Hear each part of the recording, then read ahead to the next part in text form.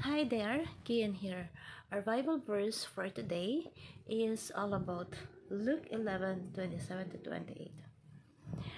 As he said these things, a woman in the crowd raised her voice and said to him, "Blessed is the one whom that bore you, and the the best at which you nourished." But he said, "Blessed rather those who hear the word of God and keep it." So, nire-remind tayo ng ating verse na tunay na mapalad that time nagsasalita si Jesus ng may sumigaw na babae, sabi dito, sa gitna ng karamihan. Mapalad ang babaeng nagsilang o nagsuso sa inyo. Pero, ngunit si Jesus higit na mapalad ang makikinig at susunod sa salita ng Diyos.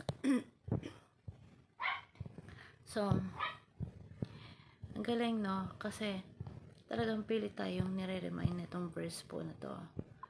And ang paglago po natin hindi lang kundi pahaba, kundi pailalim para mas matibay yung pundasyon natin. So, growing deep, being rooted in God's Word, napaka-importante po sa atin na Christian is a big, kumbaga, ibig sabihin, we are being rooted, nanonood sa salita ng ating Panginoon sa pagkatao natin. We grow in knowledge.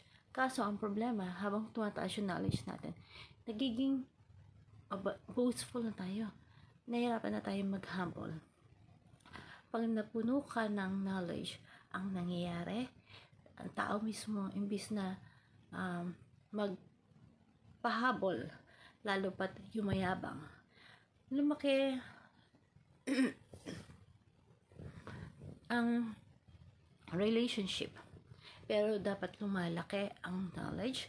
Parang sa Twitter word, malaki ang katawan pero maliit yung ulo. Yung knowledge na dapat nananampalatayaan natin, iyon ng ating sa pagsundo. We grow in this obedience. Madaming alam patungkol sa Bible, pero konti lang ang application. So, dapat nga lalo kang dumami ng iyong kaalaman sa Bible. Dapat ikaw mas nakikinig ka with humbleness. And kapag nagiging kumbaba, we grow in knowledge and we have to grow in obedience. Kung nagiging masipag pa siya, mas andun yung natitirin yung pagiging mapagkumbaba niya. Tayo po ay tagasunod ng Panginoon, kundi taga-alma lang po. So, tinatawag ka pang ipanalangin mo yung kay Job na pumutok yun. So, tawag yung bawat isa sa atin kapag alam natin na maingay pala sila. So, lumalago tayo sa pagpapala sa ating Panginoong Diyos. So, ang ganda ng place, kailangan lang talaga na sa sarili po natin, meron tayong application sa buhay natin.